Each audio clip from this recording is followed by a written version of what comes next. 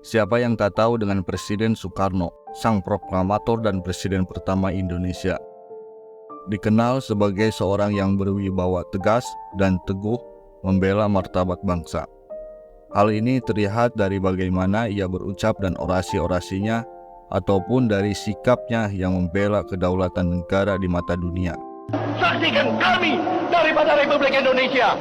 Kami hormati apa yang kami tanda tangani. Kami hormati Manila Agreement.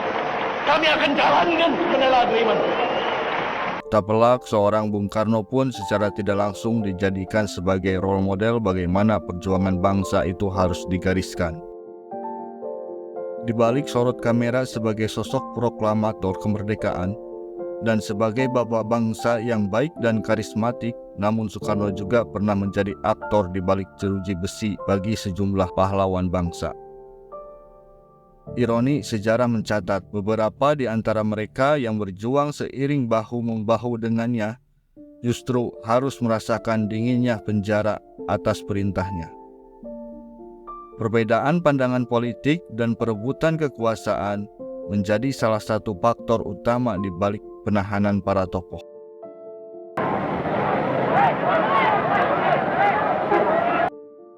Buya Hamka dan Sultan Syahrir salah satu yang harus mendekam di balik jeruji penjara akibat berlawanan dengan Presiden Soekarno. Sejarah mencatat proses pemenjaraan ini dilalui tanpa proses peradilan. Kisah beliau menjadi pengingat betapa kompleksnya dinamika politik Indonesia di masa lalu. Lantas siapa saja tokoh-tokoh yang pernah dipenjara itu? But they also led to the fall of my country from its ancient proud place to that of a weak. 1. Sultan Syahrir. Sultan Syahrir lahir di Padang Panjang 5 Maret 1909. Ada yang menyebut bahwa Soekarno, Hatta, dan Sultan Syahrir adalah Tritunggal. Sultan Syahrir adalah Perdana Menteri pertama Indonesia dan termuda di dunia, usia 36 tahun. Periode 14 November 1945 sampai 20 Juni 1947. Ia merupakan pendiri Partai Sosialis Indonesia. Ia dipenjara karena disebut ikut terlibat dalam kasus PRRI yang dianggap sebagai gerakan separatis. Beliau meninggal di pengasingan sebagai tawanan politik. Beliau dimakamkan di tempat pemakaman pahlawan Kalibata, Jakarta. Sultan Syahrir ditetapkan sebagai pahlawan nasional pada tahun 1966. 2. Buya Hamka. Buya Hamka yang merupakan ulama besar dan karismatik asal Minangkabau. Beliau ini yang menjadi imam sholat jenazah Presiden Soekarno. Atas permintaan Presiden Soekarno di akhir hayatnya berwasiat supaya yang menjadi imam sholat jenazah adalah Buya Hamka. Entah sebagai ungkapan maaf atau apa, karena di tahun 1964 sampai 1966 Buya harus merasakan kerasnya dinding penjara tanpa peradilan oleh Soekarno.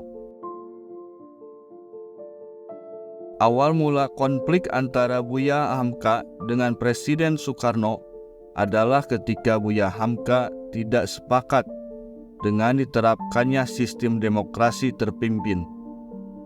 Beliau pernah menjabat sebagai Ketua Majelis Ulama Indonesia yang pertama. Beliau berpolitik melalui Partai Masyumi yang juga dibubarkan Presiden Soekarno. 3. Muchtar Lubis. Muchtar Lubis adalah seorang jurnalis, sastrawan, dan aktivis yang terkenal di Indonesia. Ia lahir pada tanggal 7 Maret 1922 di Padang, Sumatera Barat, dan menjadi salah satu tokoh pers terkemuka di Indonesia. Pada tahun 1956, Muchtar Lubis menjadi pemimpin redaksi harian, sebuah surat kabar yang dikenal kritis terhadap pemerintahan Soekarno. Ia menggunakan media ini untuk mengkritik berbagai kebijakan pemerintahan Soekarno, termasuk kebijakan politik dan ekonomi yang dianggapnya merugikan rakyat. Sikap kritis dan pandangannya yang berani membuat Muchtar Lubis menjadi target pemerintah. Pada tahun 1957, Soekarno memberlakukan Undang-Undang Keadaan Bahaya yang memberinya wewenang untuk menindak tegas para pengkritik. Dengan alasan stabilitas nasional dan keamanan, banyak tokoh oposisi dan kritikus pemerintah ditangkap, termasuk Muchtar Lubis. Muchtar Lubis ditangkap dan dipenjara tanpa proses pengadilan selama sekitar 9 tahun, dari tahun 1957 hingga 1966. 4. Pramoedya Anantatur. Pramoedya Anantatur, seorang penulis besar Indonesia, mengalami penahanan tanpa proses peradilan yang jelas pada masa pemerintahan Presiden Soekarno. Pada tahun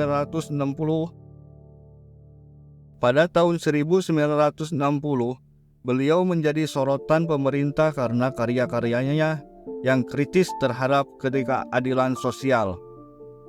Situasi politik yang memanas, terutama setelah peristiwa G30 SPKI, membuat Soekarno merasa terancam oleh intelektual seperti beliau, hingga akhirnya ditangkap dan dipenjarakan di Pulau Buru.